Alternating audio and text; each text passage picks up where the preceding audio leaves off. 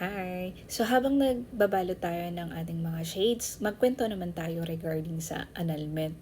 So maraming nagtatanong sa akin actually regarding sa annulment.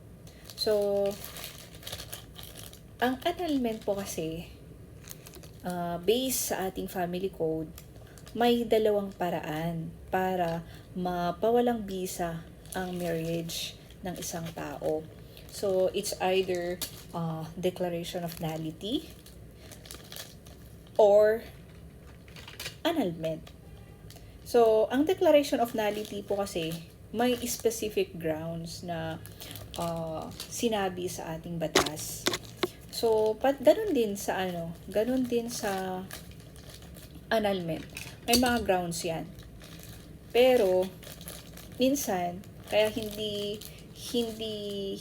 kumbaga hindi pasok sa grounds na nakalagay doon sa ating family code yung situation ng isang tao na magsisik ng annulment or declaration of nullity. Ang nangyayari is nagpo-fall sila sa psychological incapacity. So, ano ba ang psychological incapacity?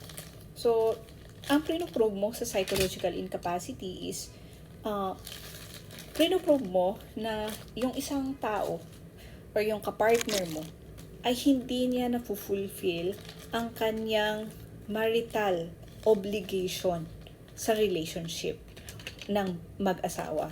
So, yan actually yung minsan na or actually madalas na ginagamit na grounds ng mga nagsisik ng annulment.